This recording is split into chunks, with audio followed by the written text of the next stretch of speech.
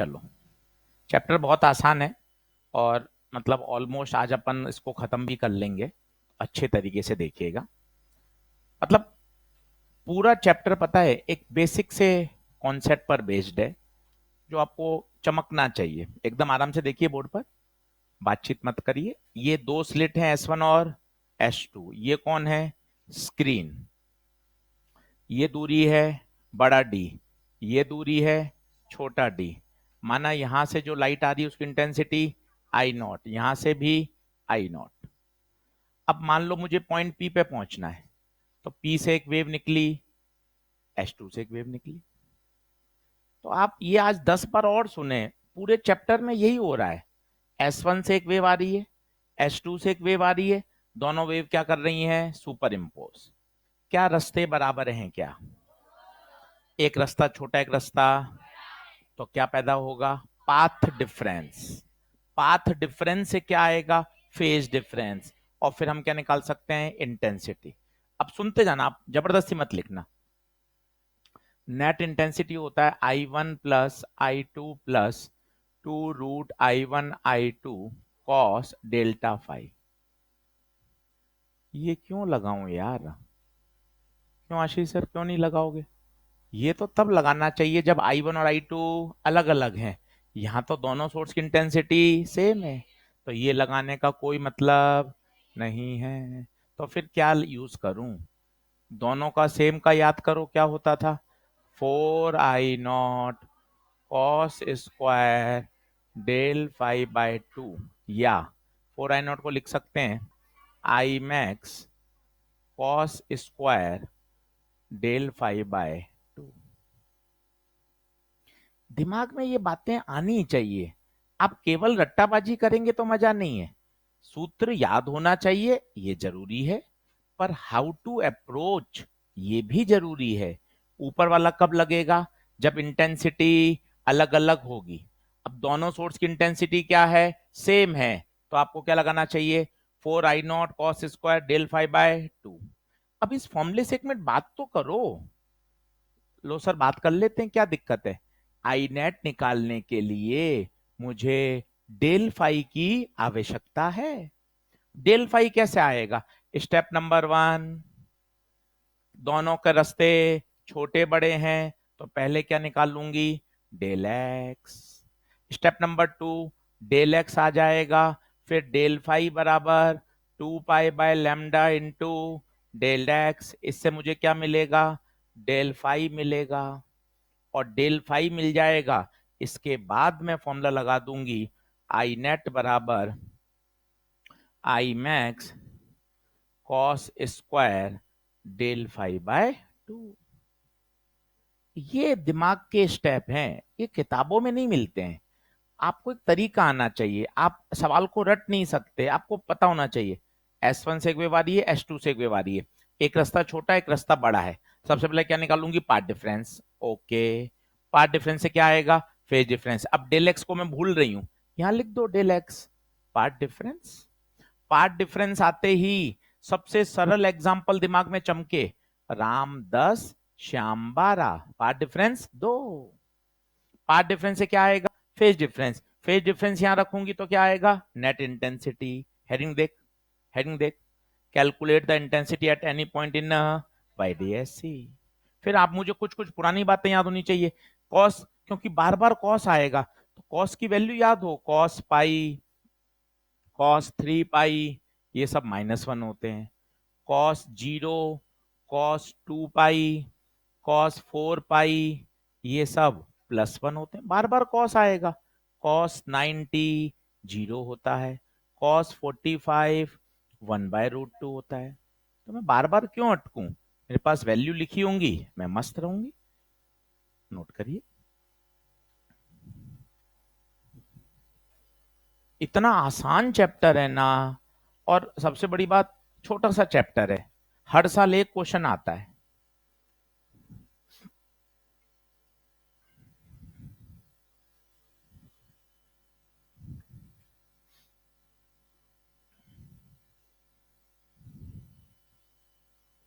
और एक दिमाग में एक प्रोसेस बैठा है, बस मेरी लड़ाई ये है कि ना यार फिजिक्स को रटे नहीं, एक प्रोसेस बैठाएं।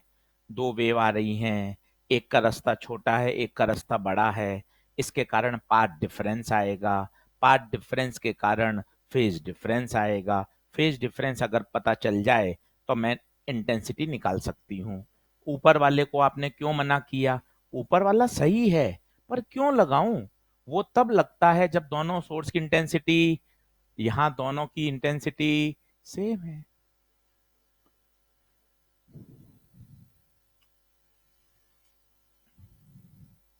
कल वाला होमवर्क उन्होंने नहीं किया, आज करना वापस। कुछ कुछ सवाल आपके अटकेंगे, कुछ कुछ बनेंगे, पर जब तक आप वो लैंग्वेज नहीं पढ़ोगे तब तक आपको क्लिक ही नहीं करेगा।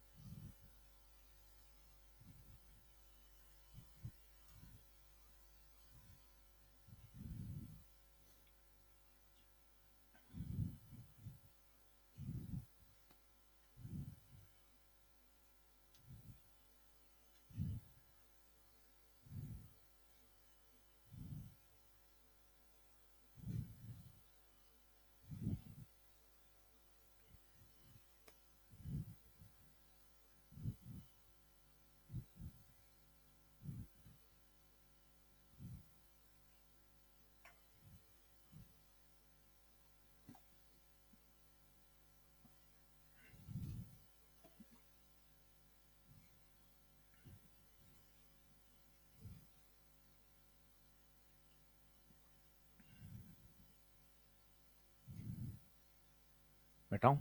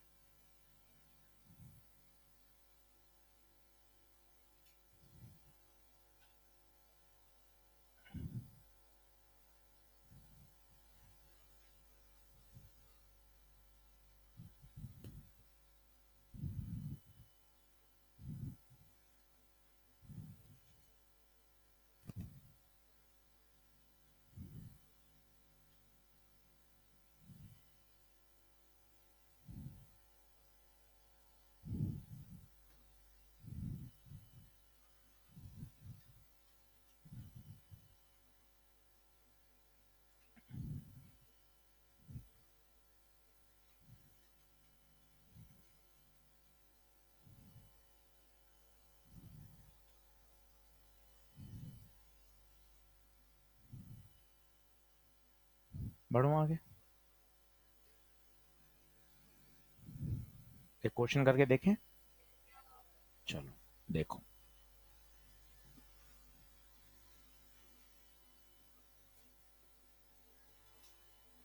वो कह रहा है YDSE में जब पाथ डिफरेंस लैम्डा था, उस समय intensity at a point K थी, और जब पाथ डिफरेंस लैम्डा बाय 2 हो गया, लैम्डा बाय 4 कर दें, तो आपसे पूछा गया है अब इंटेंसिटी बताओ।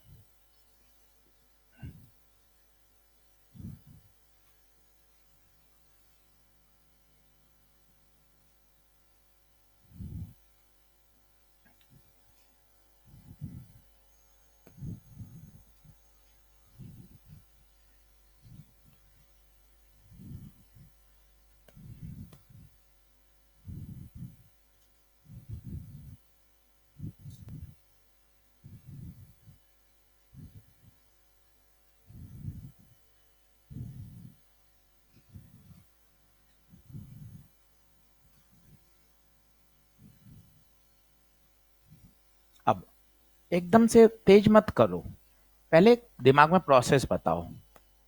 क्या बदल गया? Path difference. क्या पाथ डिफरेंस बदलने से फेज डिफरेंस बदलेगा? आंसर है यस। फेज डिफरेंस बदलेगा तो इंटेंसिटी भी बदलेगी। पहला ये चाहिए पॉइंट। क्या पाथ डिफरेंस बदला? पाथ डिफरेंस से फेज डिफरेंस बदलेगा, फेज डिफरेंस बदलने से इंटेंसिटी भी बदलेगी। अब सभी लोग बोर्ड पे देखो, हाउ टू अटेम्प्ट वो समझो।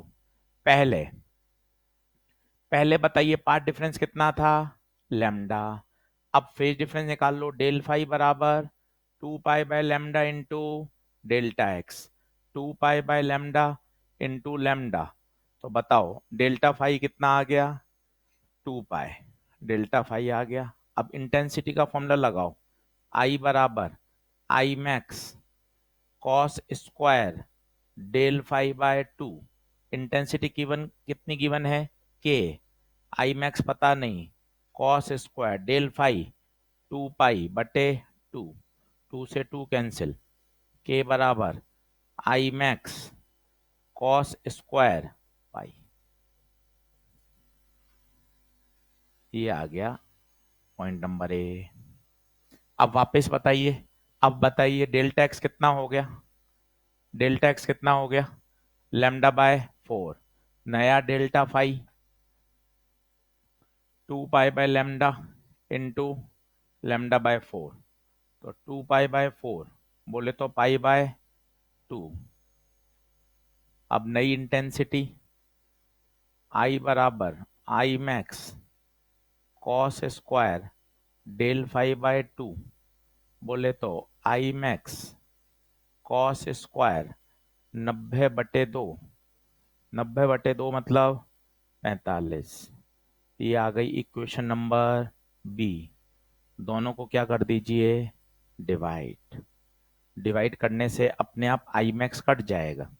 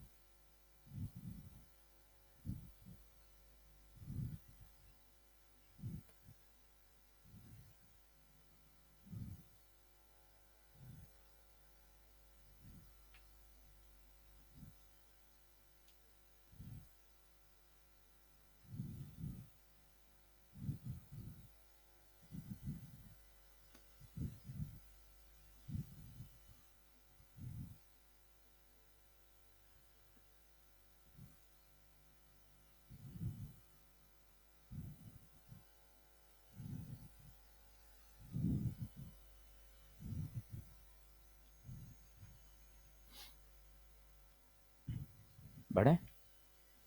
अब वैल्यू पता है कॉस पाई की कितनी होगी, -1। रेशियो ले लो, क्या आएगा, k/2। तो k बराबर आई मैक्स कॉस स्क्वायर पाई बटे आई बराबर आई मैक्स कॉस स्क्वायर 45। ये तो कट गया, तो k/आई कॉस पाई -1, cos 45 1/√2, -1 1, ये 2 घूम के कहाँ जाएगा, ऊपर, k/2 आएगा भाई आंसर।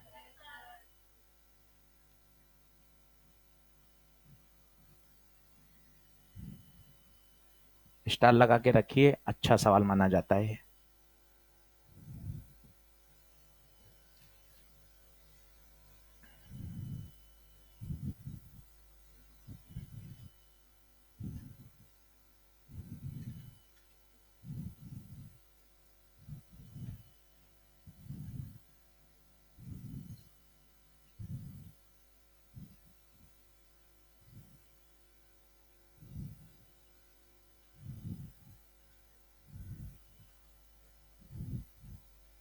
बढ़ू,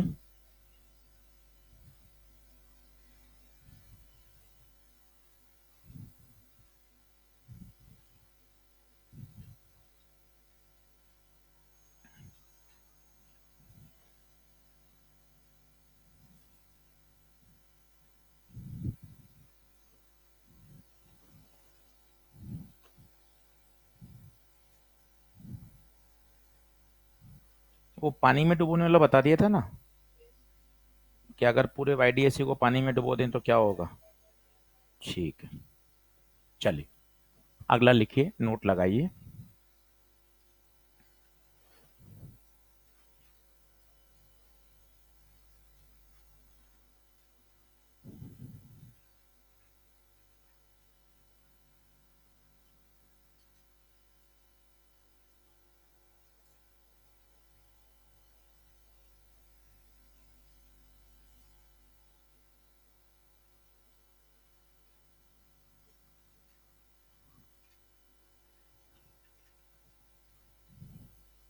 अगला नोट लगाइए।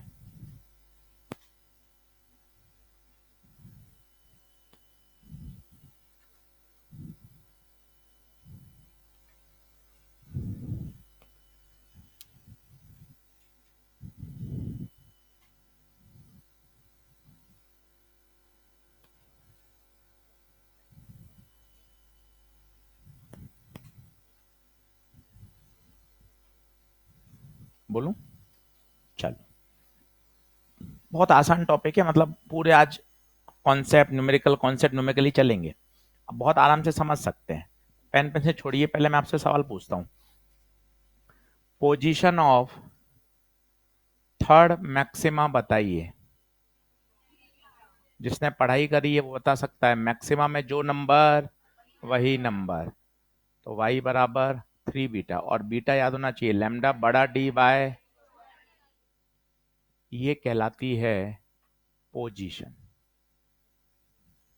अगर मैं इसको डायग्राम में बनाऊं, प्लीज देखिएगा बोर्ड पर, ये मान लो ये आपका आ गया थर्ड मैक्सिमा की पोजीशन, ये रही पोजीशन।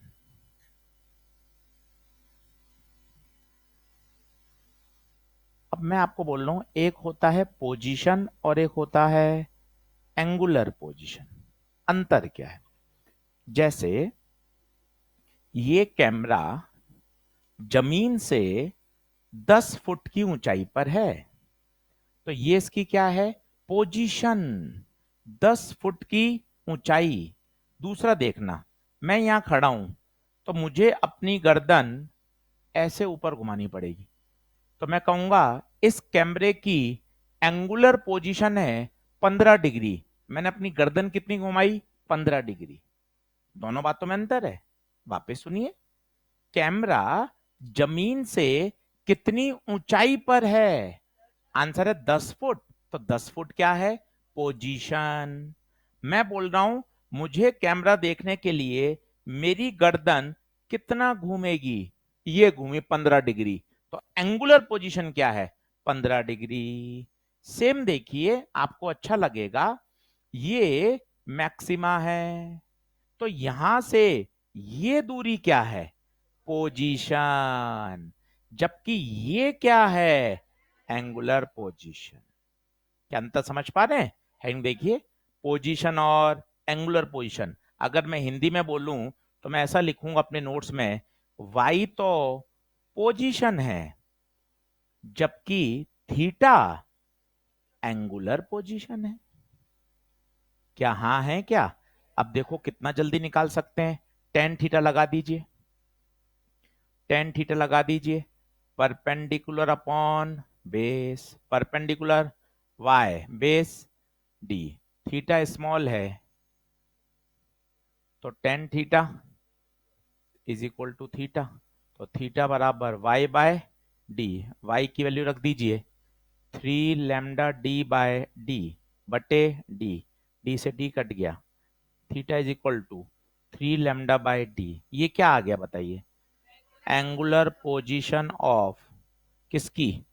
Third maxima. अगर आप ध्यान से देखो, जो काम की बात है, एंगुलर पोजीशन में कैपिटल डी गायब हो जाता है, ये बात समझने की है। बाकी आपको कुछ करना ही नहीं है। आपको देखो कैपिटल डी क्यों गायब हो गया? क्योंकि वो रेशियो में कट गया। तो अब धीरे धीरे मन में सोचिए, अगर आपको पोजीशन पता है, चुपचाप कैपिटल डी को क्या कर दीजिए? गायब। तो पोजीशन किस में बदल जाएगी? Angular position. क्यों का कारण ये रहा, क्यों का कारण ये रहा, हर बार डी कैंसिल होगा। सोचो 5 भी लिखते तो यहां लिखते 5 लैम्डा डी बाई डी, तो डी कैंसिल होता। चौथी मिनिमा लिखते, मिनिमा में आधे का क्या आता है? बैक गियर, तो चौथी है तो क्या आता? 3.5, तो अभी डी कैंसिल होता। तो काम की बात क्या है, पते की बात क्या है कि जब भी एंगुलर शब्द आ जाए तो क्या गायब कर दो? Capital D. क्यों गायब कर दो? क्यों? क्योंकि वो रेशियो में हर बार कैंसिल होगा, रेशियो में हर बार कैंसिल होगा। यस और नो? नोट करिए, फिर मैं कुछ बताता हूं आपको और चीजें।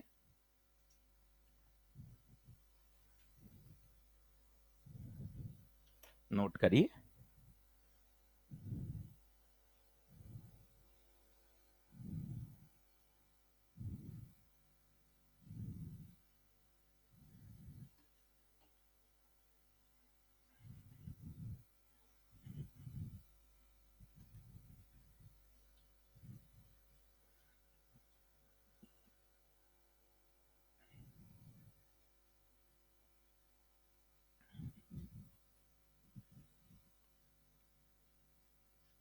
तो ये सब बातें ध्यान रखने की हैं। कल मैंने आपको कहा था इंटरफेरेंस पढ़ना, आज फिर पढ़ो 1-1.5 घंटा। 3-4 दिन लगातार पढ़ोगे ना, तब उसमें आपके सवाल बनेंगे। आप इस बात को समझो, एक दिन से पढ़कर छोड़ना कुछ नहीं होगा। रोज पढ़िए, 50 मिनट, 45 मिनट, 1 घंटा। अपने आप धीरे धीरे सब्जेक्ट में चैप्टर के सवाल बनने लग जाते हैं। और छोटा चैप्टर है, आप सोचो इंटरफेरेंस में लगते हैं 4 लेक्चर, कल और लगेगा। उसके बाद डिफ्रैक्शन और पोलराइजेशन, एक एक दिन के छोटे छोटे चैप्टर हैं। इस सप्ताह पूरा हम खत्म कर देंगे ऑप्टिक्स। तो पढ़ लीजिए, 4 दिन है, अच्छे से रोज होमवर्क कर लीजिए, चैप्टर तैयार हो जाएगा।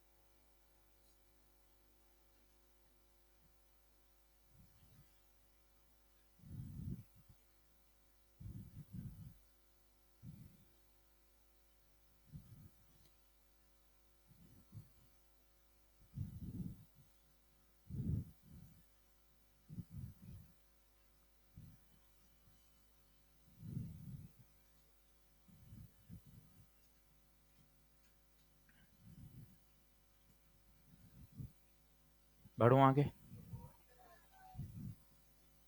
तो 4-5 बार बोलिए, थोड़ी नींद खोलिए, पानी पीजिए। एंगुलर पोजीशन जब भी पूछेंगे तो कैपिटल डी को गायब कर दीजिए। द बेस्ट वे, जब भी पूछें तब कैपिटल डी को गायब कर दें।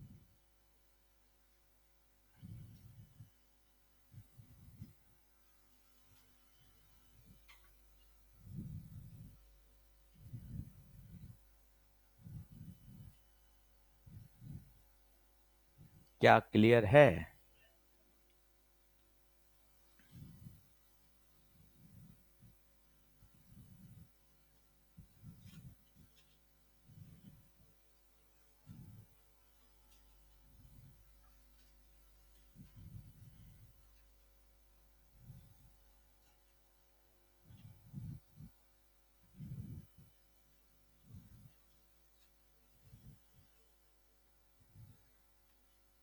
चलो, अब मैं काफी सारी बातें बताता हूं जो आपका डर हटाएगा।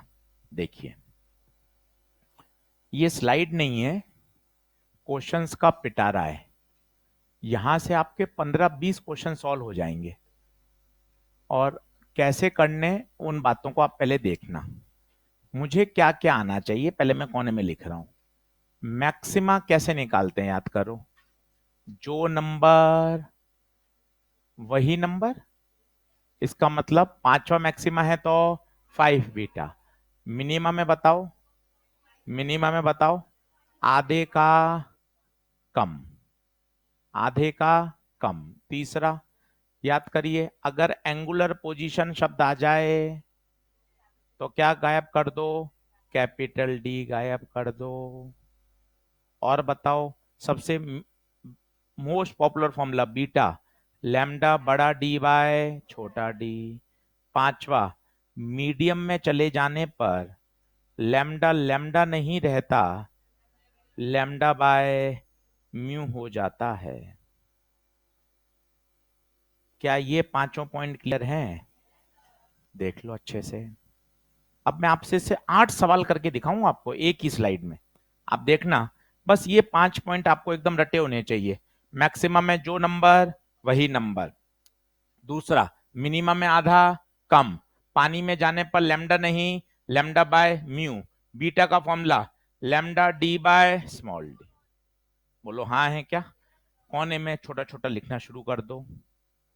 फिर मैं आपको क्वेश्चंस करके दिखाता हूं कि भाई कैसे कैसे क्वेश्चन पेपर में यहां से बनते हैं।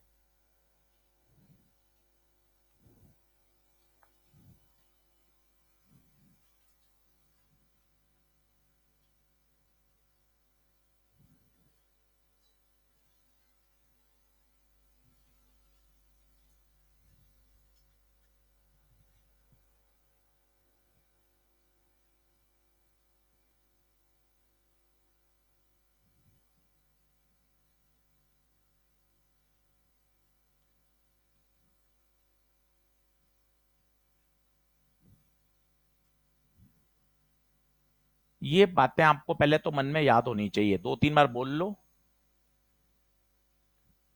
अब फिर आप देखना, 7 क्वेश्चन है ये नीट के, एनसीईआरटी के, पुराने पेपर्स के, जेई मेन के। और आप सातों क्वेश्चन ऑन द स्पॉट यही समझ सकते हैं कि हाँ सर ऐसे ऐसे पूछा जाता है।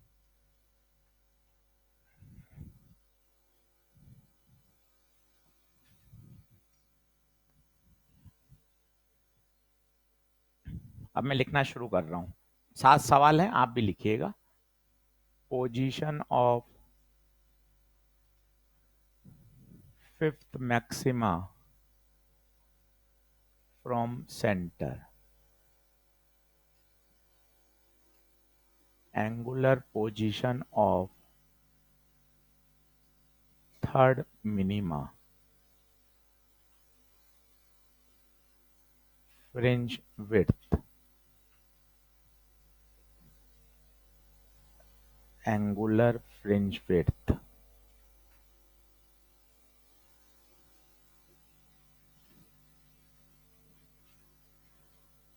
Position of eighth maxima in medium, position of fourth dark band in air, fringe width in medium।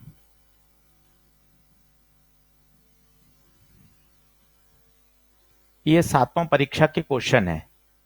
किताबी भाषा में तो इनके सबके फॉर्मूले हैं, पर मैं आपको इनको एक तरीके से याद करा सकता हूं सिस्टम से, कि आपको ज्यादा दिक्कत नहीं आएगी और सारे आंसर आप ऑन द स्पॉट बोल सकते हो। बस आपको घर पे एक बार और प्रैक्टिस करनी पड़ेगी।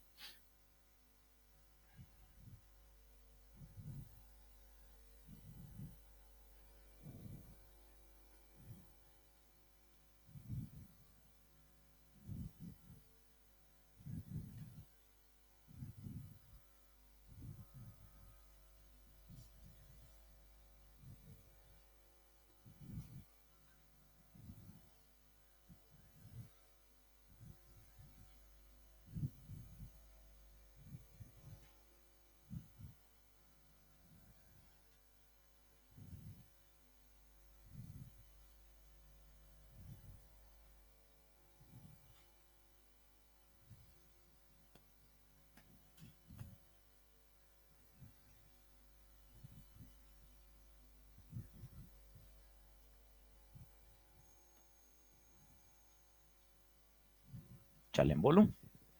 आओ सब लोग आओ, जल्दी से फटाफट लिखो।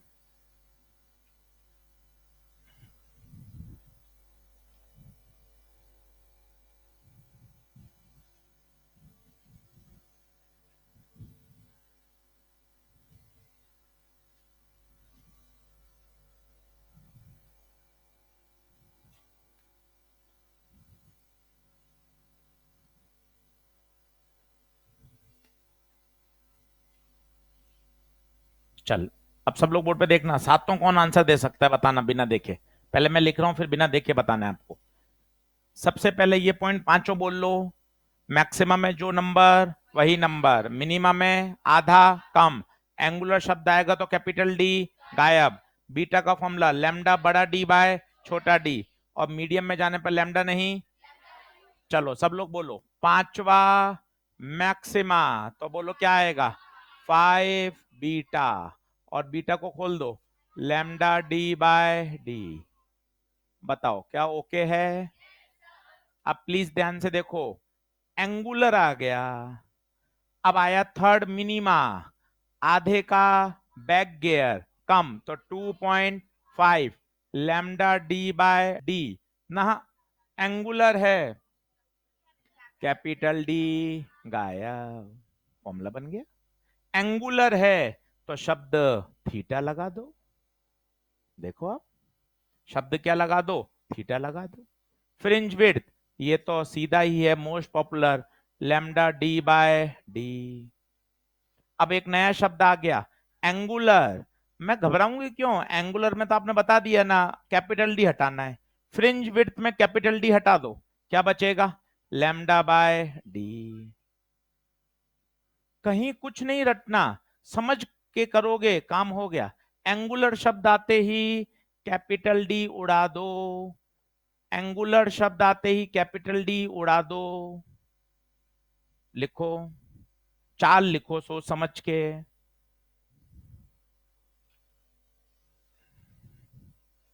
घर जाके इनको रफ कॉपी में फिर से देख के लिखो, तो आपको एकदम ऐसे याद हो जाएंगे ना कि हाँ यार, एंगुलर में कैपिटल डी नहीं आएगा, मैक्सिमम में जो नंबर है वही नंबर आएगा, मिनिमम में आधे का बैक गियर आएगा, पीछे चलना है आधा, पानी में आ जाओ तो लैम्डा नहीं, लैम्डा बाय म्यू।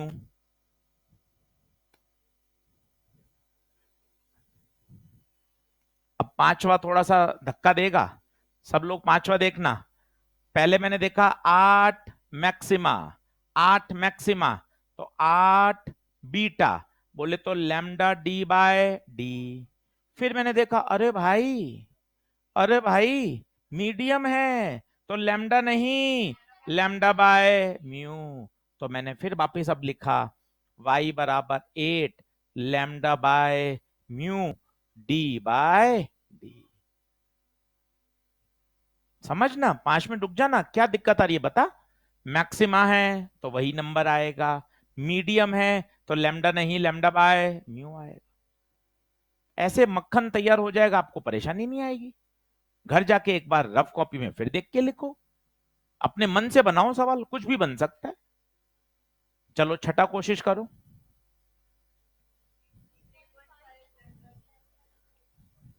छठा कोशिश करो।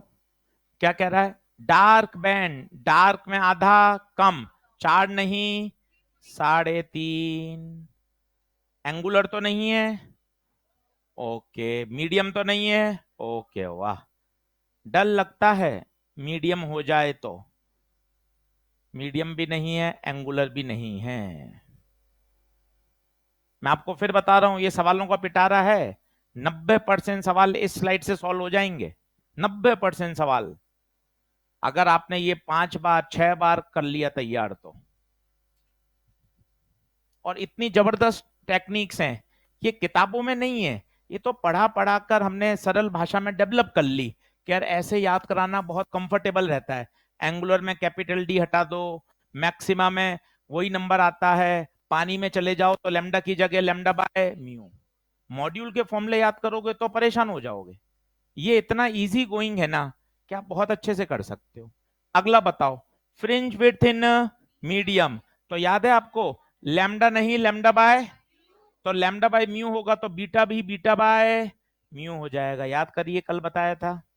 मीडियम में जाने पर फ्रिंज विड्थ एयर की तुलना में म्यू से कम हो जाती है।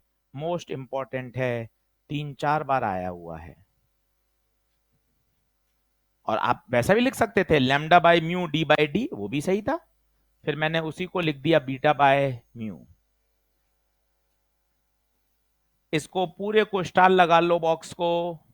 ये जितनी बार कर लेंगे उतना आपका चैप्टर पे ग्रिप मजबूत होती जाएगी।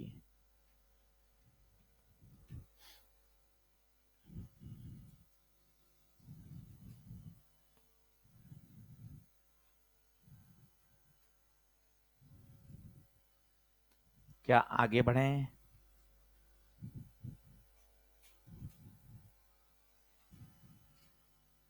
एक क्वेश्चन करके दिखाऊं, देखो, सोचना कितना जल्दी सॉल्व होगा। उसका आप किताब का सॉल्यूशन देखेंगे तो आप परेशान हो जाएंगे, और इतना मस्त सॉल्व होगा।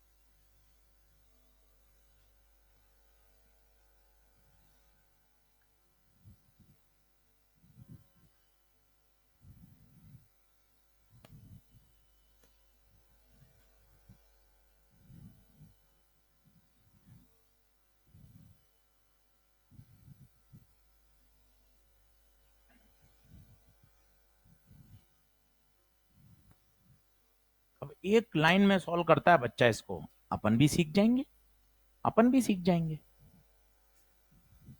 पहले आप सवाल पढ़ लीजिए, कोशिश करिए क्या कह रहा है, 2 बार 3 बार समझने की।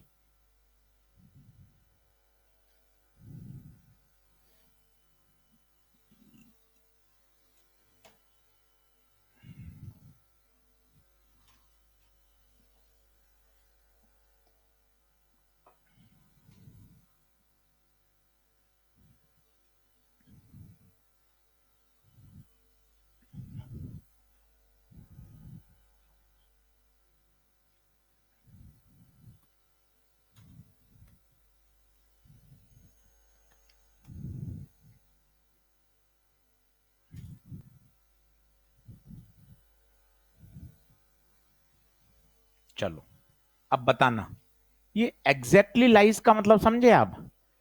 जो इसकी पोजीशन है वही पोजीशन इसकी है। अब बताओ, 8वीं ब्राइट फ्रिंज इन एयर कहां होगी?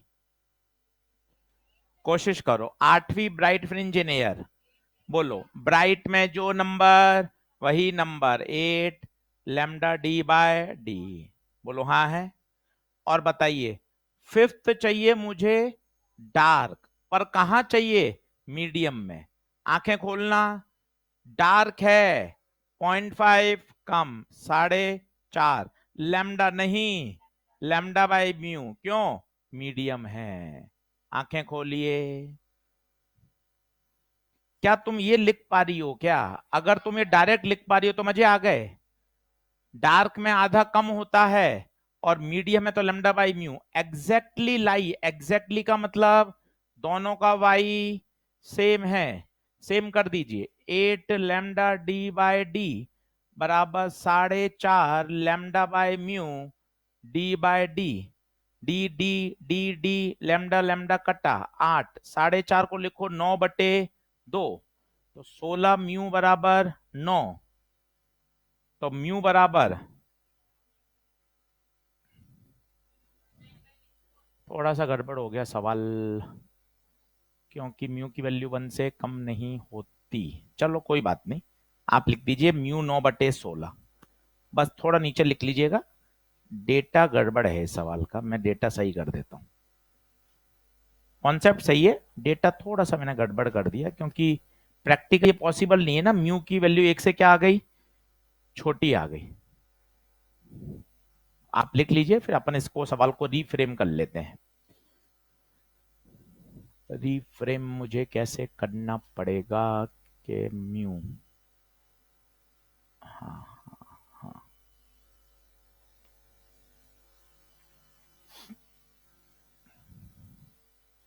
क्वेश्चन तो समझ में आ गया आपको क्या करना है। बस डेटा थोड़ा सा संभव इसलिए नहीं है, क्यों नहीं है समझ में आ रहा है आपको, क्यों क्यों संभव नहीं है, क्योंकि मी की वैल्यू 1 से कम नहीं होती। तो मुझे यहां चाहिए 16 और यहां चाहिए 9 म्यू, ठीक है। तो 8 बाय म्यू कर दूं यहां, और इसको कर दूं 9/2, तो हो जाएगा, ठीक है ठीक है। चलो अब सवाल को चेंज कर देते हैं, ये लिख लिया आपने, नीचे लिखो वापस सही डेटा का क्वेश्चन, सही डेटा आप खुद करके बताइएगा। 8वीं bright in medium is equal to 5th dark in air.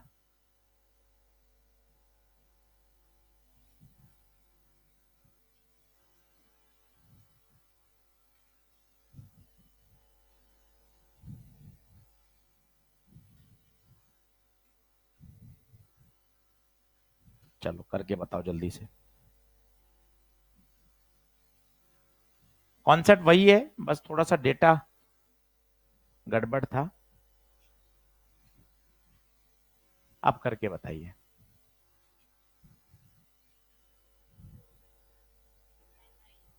16/9, physics सही है, बस क्या है वहां म्यू क्या आ रहा था, 1 से कम आ रहा था, जो प्रैक्टिकली पॉसिबल नहीं है।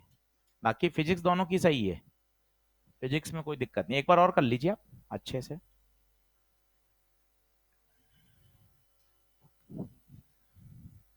खुद करिए, वो स्लाइड अगर आपने घर जाके समझ ली ना, आपके इतने सवाल सॉल्व हो जाएंगे कि आपको मजा आ जाएगा।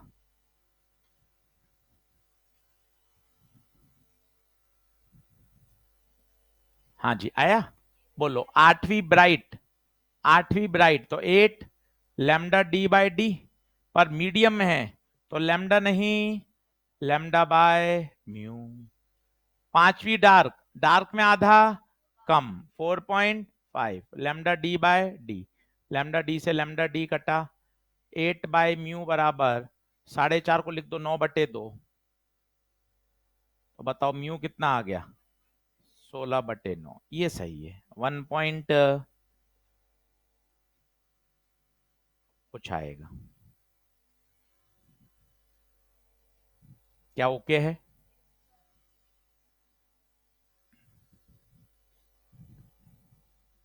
अगली हेडिंग डालिए, ये सब वाईडीएससी के छोटे छोटे पॉइंट्स हैं। Effect of white light, effect of white light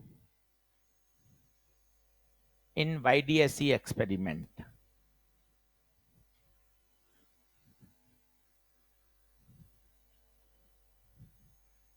bracket में लिख लीजिएगा नीट 2024, इस साल यही आया था, और सालों साल से किताबों में मॉड्यूल में क्वेश्चन है, आप 5 साल पहले का भी मॉड्यूल देखेंगे उसमें भी सवाल है। तो कहने का मतलब ये है कि कुछ नया नहीं आता, आप इस बात से बेफिक्र रहें, जो आपको पढ़ाया जा रहा है वैसा का वैसा ही पेपर में आएगा, बस आपको रिकॉल करना आना चाहिए कि हम इसको अच्छे से क्या कर पाए, रिवाइज।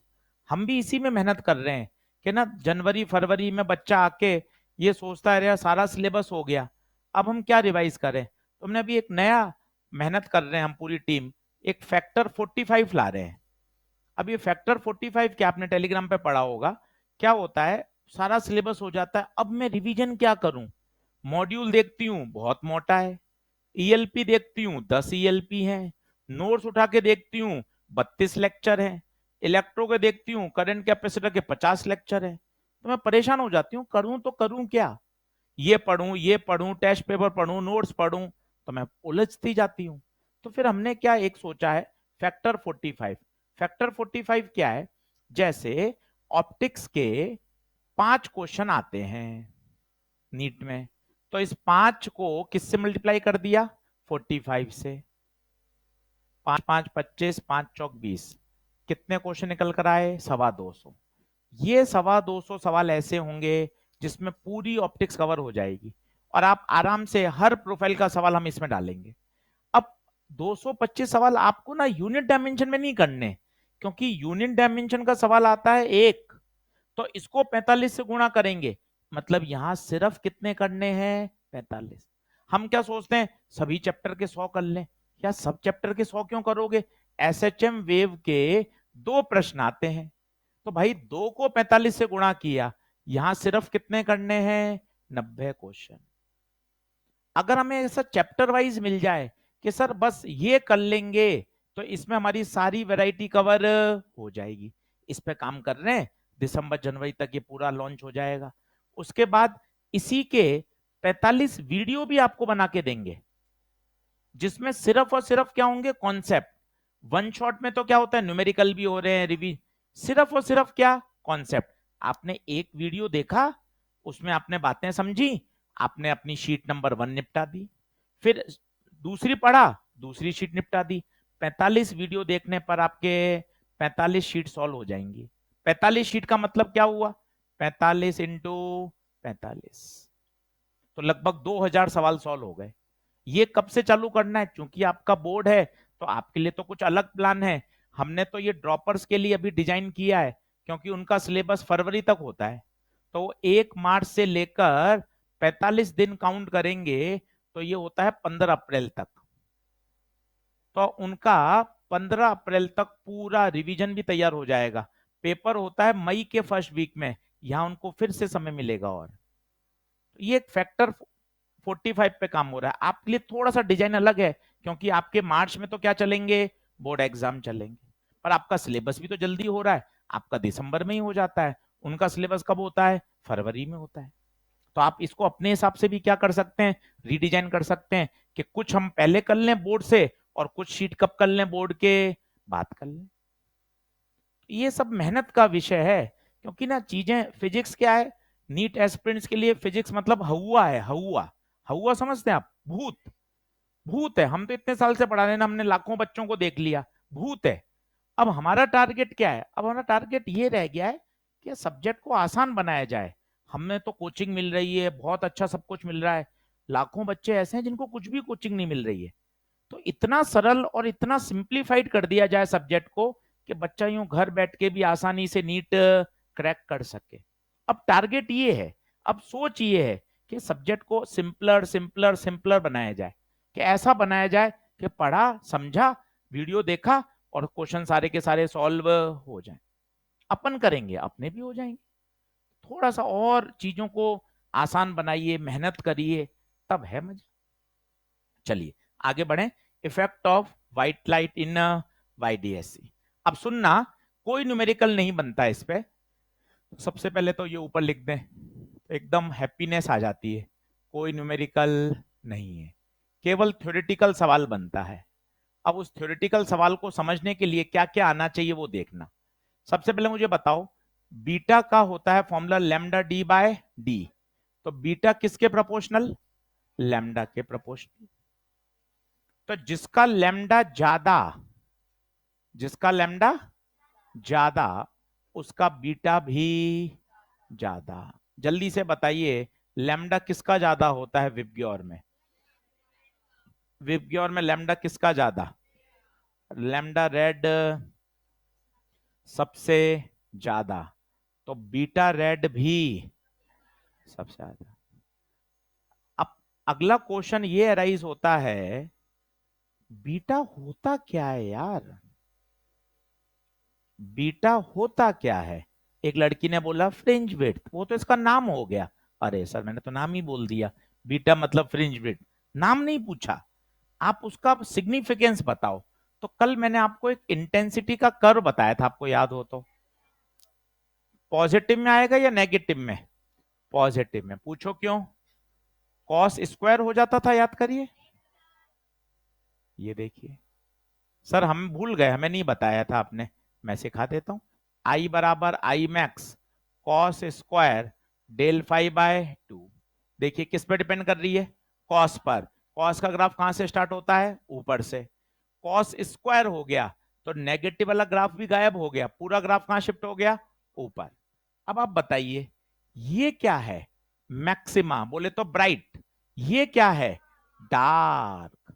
ये वापस ब्राइट, ये डार्क, फिर ये ब्राइट, फिर डार्क। What is beta?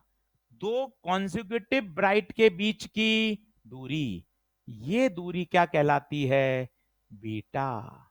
दो ब्राइट के बीच की दूरी बीटा, दो डार्क के बीच की दूरी भी बीटा।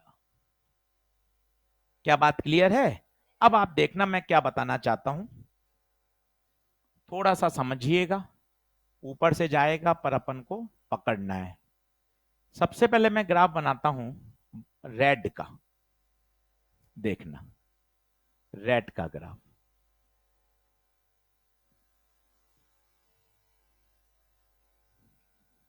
ये किसका ग्राफ बनाया? रेड का। देखो मैंने रेड का फैला हुआ क्यों बनाया? क्योंकि रेड का बीटा ज्यादा है। बीटा होता क्या है बताइए? दो कॉन्जिक्यूटिव मैक्सिमा के बीच की दूरी, ये क्या है? मैक्सिमा।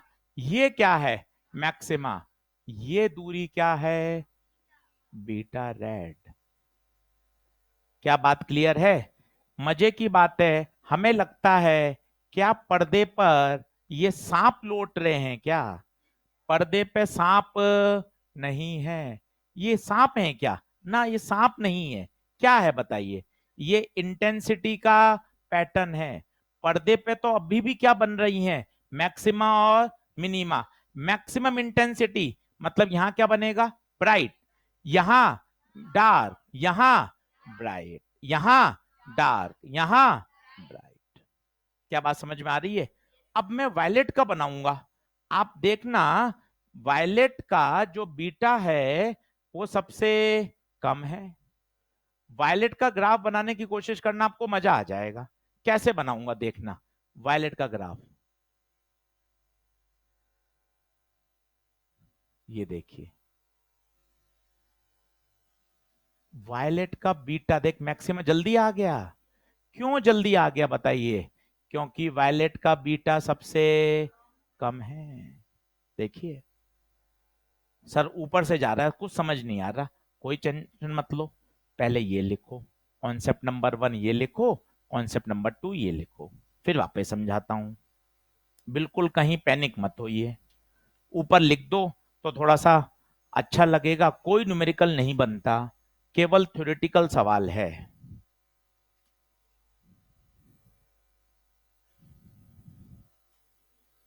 कोई न्यूमेरिकल नहीं बनता। एक बार ये लिख लीजिए, फिर धीरे धीरे और बताता हूं। दो तीन बार बोलिए, बीटा किस पे डिपेंड कर रहा है? लैम्डा पे। जिसका लैम्डा ज्यादा उसका बीटा भी ज्यादा। किसका लैम्डा ज्यादा? रेड का, तो रेड का बीटा भी ज्यादा।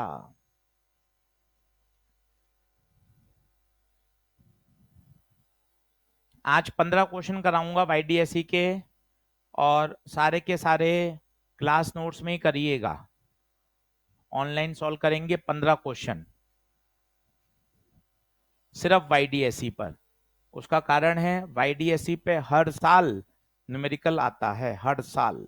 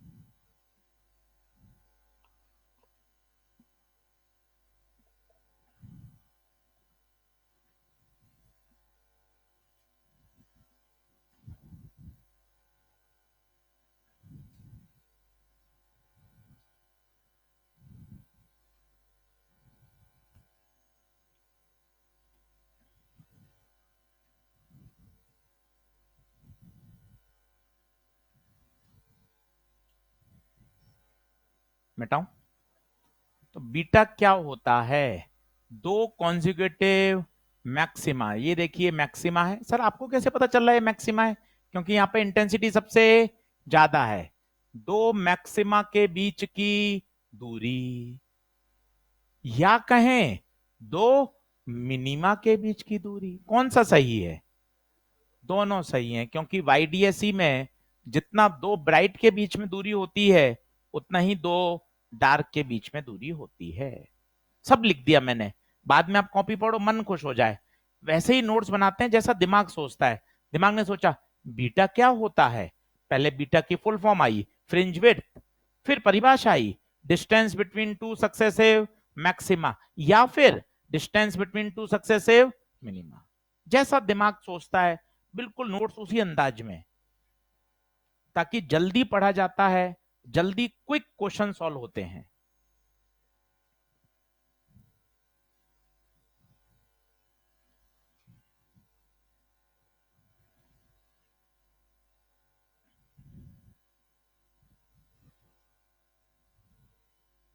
क्या पढ़ें क्या?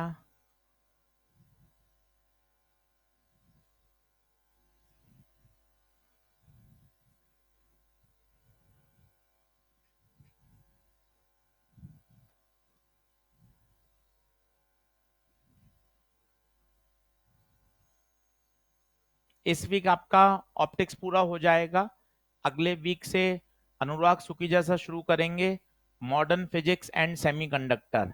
12th का लास्ट टॉपिक है, और उसके साथ ही हमारी फिजिक्स भी खत्म हो जाएगी 12th की। तो एकदम बढ़िया है। और उसके बाद जितना भी समय बचेगा, अक्टूबर नवंबर, बीच में दिवाली का ब्रेक करके घर भी आ जाओगे, दिसंबर सिर्फ वापिस क्या पढ़ाएंगे, पूरी 11वीं। तो एकदम शेड्यूल के हिसाब से चल रहे हैं, और बढ़िया एकदम 30 दिसंबर तक पूरा आपका सिलेबस पैक कर देंगे। अब एक टॉपिक बचा है 12वीं फिजिक्स का, लास्ट और सबसे आसान, सबसे सरल, सबसे scoring, modern physics and semiconductor. खुशखबरी उसमें दो हैं। पहली, मॉडर्न फिजिक्स के जो हमारे सबसे एक्सपर्ट हैं वो आपको पढ़ा रहे हैं, एक तो ये हमारा सौभाग्य है। दूसरा, मॉडर्न फिजिक्स का किसी दूसरे चैप्टर से कोई लेना देना नहीं है, उसमें कोई इलेक्ट्रो नहीं लगता, कोई 11वीं की मैकेनिक्स नहीं लगती, कोई एसएचएम वेव नहीं लगेगा, कोई वेव नहीं लगेगा। तो एकदम नया चैप्टर है, फ्रेश, जिसका दूसरे से कोई लेना देना नहीं है। जैसे रे ऑप्टिक्स था, रे ऑप्टिक्स में कहीं मैकेनिक्स नहीं लगी, कहीं करंट इलेक्ट्रिसिटी नहीं लगी, कहीं कैपेसिटर नहीं लगा, किसी भी चैप्टर से उसका कोई संबंध नहीं था। वैसे ही मॉडर्न है। तो अच्छे से आप अटेंड करिएगा, चैप्टर आसान, पढ़ाने वाले सर बहुत अच्छे, तो दोनों फायदे मिल जाएंगे, चैप्टर भी आसान है, टीचर भी बहुत बढ़िया। तो अपना उसके साथ 12वीं फिजिक्स पूरा हो जाएगा, सर बताएंगे वो। चलें आगे बढ़ें क्या? तो बीटा किसका ज्यादा, रेड का या वायलेट का? रेड का। अब आप मुझे कोई बताएगा मैंने रेड का कर्व इतना फैला हुआ क्यों बनाया, रेड का कर्व इतना भयंकर फैला हुआ क्यों बनाया? क्योंकि रेड का बीटा ज्यादा था। What is beta? दो मैक्सिमा, ये रहा मैक्सिमा, अगला रेड का मैक्सिमा ये रहा, ये वाली दूरी बीटा रेड, इसलिए रेड का कर्व फैला हुआ है। वायलेट का कर्व बताइए, वायलेट का कर्व सिकुड़ा हुआ क्यों है? क्योंकि वायलेट के मैक्सिमा को पहले आना है या बाद में आना है? पहले या बाद में? पहले। अब यहां दो क्वेश्चन बनते हैं। पहला क्वेश्चन, पहला क्वेश्चन, सेंट्रल फ्रिंज का कलर बताओ, सेंट्रल फ्रिंज का कलर बताओ, और सेंट्रल के आसपास बताओ। अब मजे आएंगे। सेंट्रल का कलर है वाइट। भाई साहब क्यों वाइट क्यों? सबका मैक्सिमा यही आएगा ना भाई, क्योंकि सेंट्रल स्पॉट पे हमेशा मैक्सिमम बनता है। देख रेड का भी मैक्सिमा यही, वायलेट का भी यही, येलो का भी यही, ग्रीन का भी यही, ऑरेंज का भी यही। जब सारे मैक्सिमा यही आ जाएंगे तो बताओ सातों रंग एक साथ मिलकर क्या दिखाई देते हैं? वाइट। तो याद करिए सेंट्रल फ्रिंज का कलर वाइट। आसपास कैसे कलर दिखेंगे? आंसर है आसपास कलर्ड फ्रिंजेस होंगी, पर उसमें भी सबसे ज्यादा कौन सा कलर दिखाई देगा, रेड या वायलेट? रेड या वायलेट? आंसर है रेड। क्यों वो सुनना, मजा आएगा आपको। मैं यहां खड़ा हूं, यहां पर वायलेट की इंटेंसिटी ये रही, रेड की इंटेंसिटी ज्यादा। और आगे आइए, यहां पर वायलेट की इंटेंसिटी इतनी कम रह गई, रेड की अभी भी ज्यादा। यहां देखिए मनी खुश, वायलेट की तो इंटेंसिटी जीरो, वायलेट की जीरो हो गई, पर रेड अभी भी जिंदा है। मतलब आजू बाजू किसकी तीव्रता ज्यादा है? रेड की। क्यों? क्योंकि रेड का मिनिमा काफी दूर है, जबकि वायलेट तो देखो यहां आके तुरंत खत्म हो गया, परंतु यहां अभी भी रेड है। तो ये पूछा जाता है आसपास कौन सा कलर होगा, तो आसपास कलर कैसी फ्रिंजेस होंगी? रेडिश, रेड नहीं, रेडिश। रेडिश क्यों बताइए? सभी कलर उसमें मिले हुए हैं, पर ज्यादा चमकदार कौन है? रेड। दूसरे, कभी कभार किताबों में ऐसा लिखा रहता है कलर्ड फ्रिंजेस, क्या ये भी सही है क्या? कलर्ड फ्रिंजेस है, पर कलर्ड में सबसे चमकता हुआ कौन है? रेड।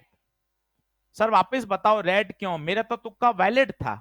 आजा वापस करते हैं, यहां पर खड़ा कर दो बंटी को, बंटी कहेगा वायलेट की इंटेंसिटी ये रही, रेड की ये रही, बता कौन जीता?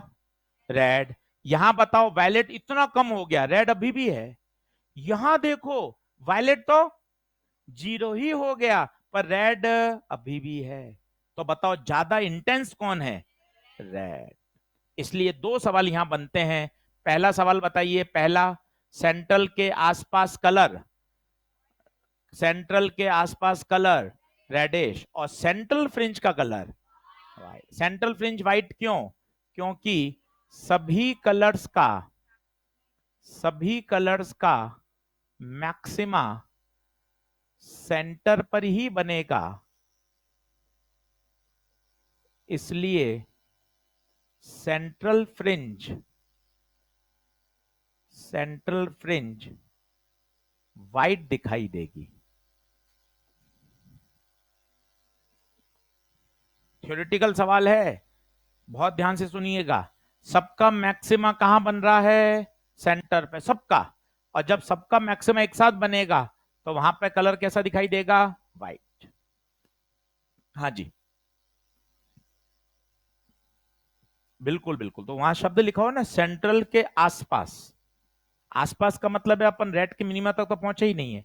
आसपास का मतलब होता है थोड़ा सा इधर, थोड़ा सा उधर। जैसे तुझे कहते हैं थोड़ा खिसक, तो खिसक के तो वहां थोड़ी चल जाती है, कितना खिसकती है? जरा सा। सही। एक बार और बताऊं, खिसका के। इसलिए देख कितना अच्छा शब्द लिखा है, देख यहां देख, आसपास। आसपास मतलब नियर बाय।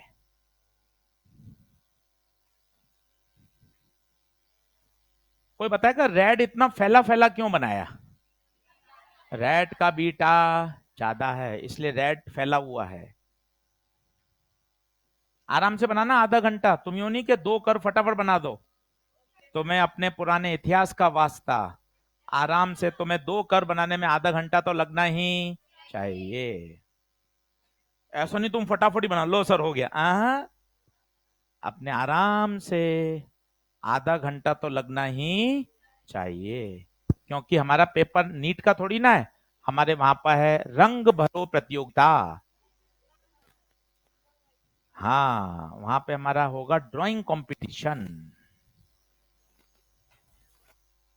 कई तो नोट्स ही बनाती रहती हैं। अरे सर, ये नोट्स मेरे छोटे भाई के लिए हैं, मैंने इतनी परेशानियां सहन करी, वो कोई बात नहीं, पर जो छोटा भाई पढ़ रहा है उसको ये दिक्कतें आनी नहीं। तो ये सारे नोट्स उसी को समर्पित हैं। मेरा तो जो होना है हो जाएगा।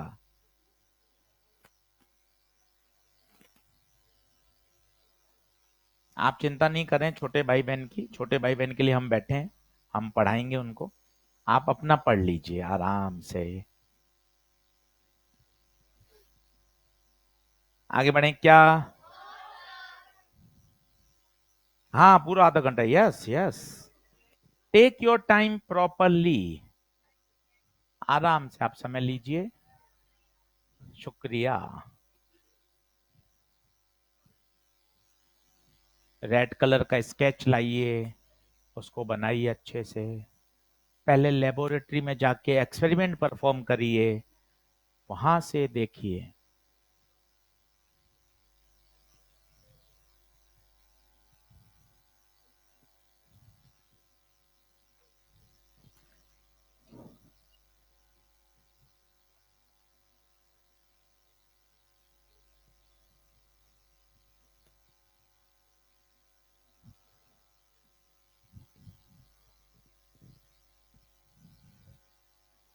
सेंट्रल फ्रिंज का कलर व्हाइट। ये अससन रीजन का सवाल बनता है एआर का। ध्यान देना, सेंटर फ्रिंज का कलर व्हाइट क्यों? क्योंकि सभी कलर का मैक्सिमा कहां बनता है? सेंटर पे।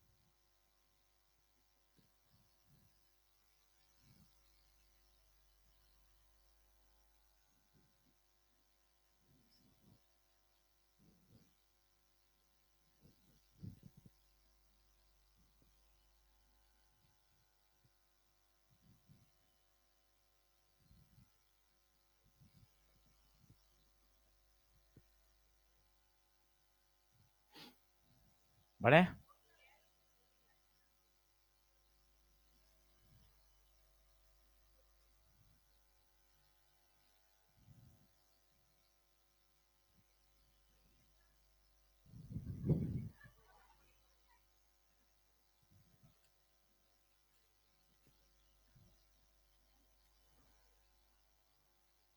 बहुत बढ़िया। नीचे लिखे नोट लगाएं,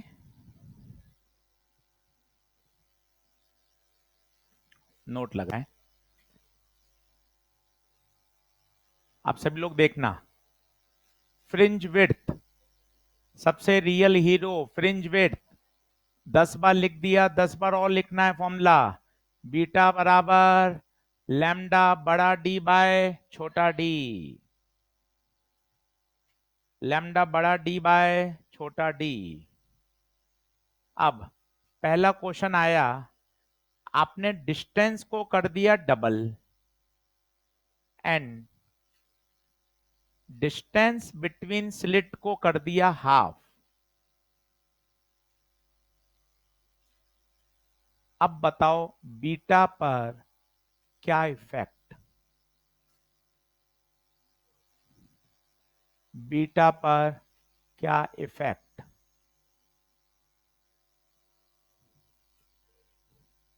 अब ये इतने फेमस सवाल हैं और इतना जल्दी सॉल्व होते हैं, सभी लोग आंखें खोल के देखो। पहले बीटा लिखा लैम्डा डी बाई डी, बाद में लिखा beta dash lambda D, D को डबल, देख मैं पेन चेंज करके लिख रहा हूं, 2D डी डबल, छोटे डी को आधा, डी बाई टू, देख पेन बदल के लिखा। ये टू टू कैंसिल मत कर देना, टू कहां जाएगा ऊपर, तो ये बनेगा 4 lambda d by d. Lambda d by d को क्या बोल सकते हैं, beta. Then answer becomes beta 4 times हो जाएगा। नीट में आया हुआ है, आपको PYQ में मिल जाएगा। बहुत छोटे छोटे प्रश्न भी आते हैं, आपको पजल नहीं होना है, बस फॉर्मूला लगाया सॉल्व हो गया। तसल्ली से करो, ये पहले का ये बात का। दूसरा क्वेश्चन आ गया, एंगुलर फ्रिंज विड्थ का फॉर्मूला बताओ। एंगुलर फ्रिंज विड्थ, अब बताओ एंगुलर आ गया, कैपिटल डी उड़ा दो, लैम्डा बाय डी। क्वेश्चन आया 2023 में, स्क्रीन को दूर ले जाने पर एंगुलर फ्रिंज विड्थ पर इफेक्ट बताओ।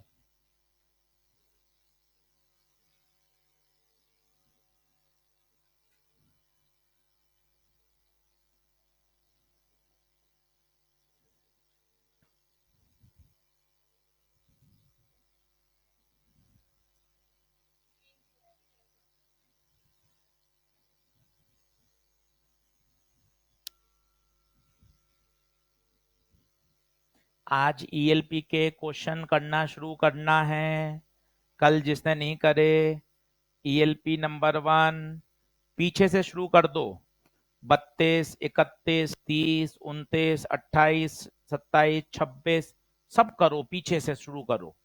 32 से शुरू करिए, धीरे धीरे धीरे पीछे से आगे की तरफ बढ़ते जाइए।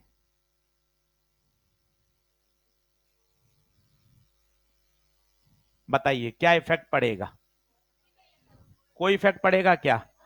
स्क्रीन को दूर ले जाना मतलब डी को बढ़ाना। मजे की बात है, फॉर्मूले में तो डी है ही नहीं, फॉर्मूले में तो बड़ा डी है ही नहीं, मतलब अल्फा पर नो इफेक्ट, क्योंकि फॉर्मूले में डी है ही नहीं, फॉर्मूले में बड़ा डी नहीं है, फॉर्मूले में बड़ा डी नहीं है। बहुत छोटे छोटे सवाल भी आते हैं बेटा जी, आप क्वेश्चन करोगे तब आपको कॉन्फिडेंस आएगा। चैप्टर आसान है, आज इसी डर के लिए 15 सवाल YDSC के कराऊंगा आपको, क्लास नोट्स में ही करना। तीसरा लास्ट लिखिए, अगर मैं येलो लाइट की जगह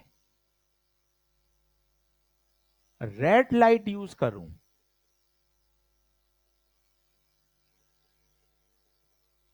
तो बीटा पर क्या प्रभाव पड़ेगा।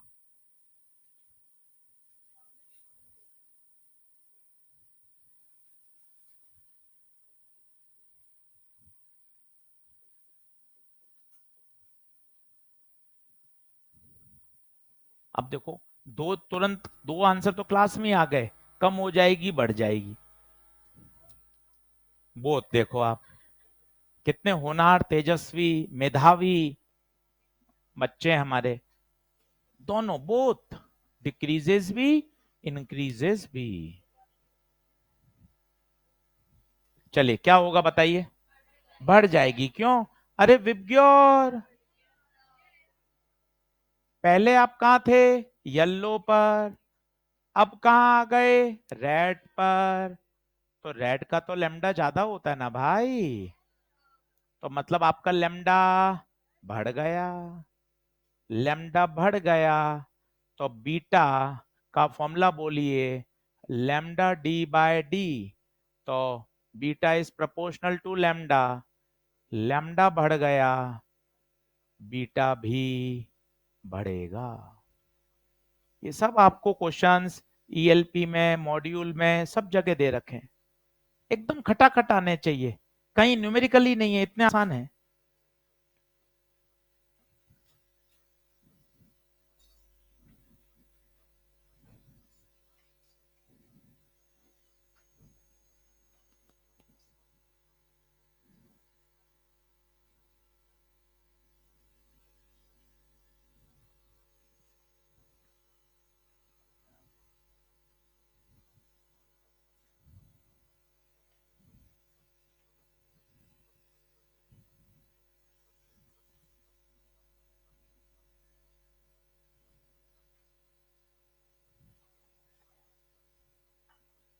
कोई बताएगा पानी का इफेक्ट क्या होगा? एकदम याद होना चाहिए, एयर में तो होता है लैम्डा डी बाय डी, और मीडियम में जाने के बाद लैम्डा बाय म्यू या बीटा बाय म्यू। अच्छा, एंगुलर भी यही होता है। एंगुलर फ्रिंज विड्थ का फॉर्मूला बताइए। एंगुलर शब्द आते ही पांचवी बार सोचिए, पांचवी बार सोचिए, बड़ा डी हट जाएगा तो लैम्डा बाय डी। मीडियम में डालने पर सेम वही हाल होगा, एयर की तुलना में किससे डिवाइड कर दें? म्यू से। 5 बार सवाल आया है इसका, 5 बार।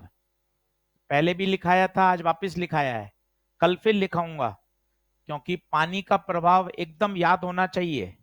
पानी में डालते ही बीटा म्यू से कम हो जाएगा, अल्फा भी कम हो जाएगा।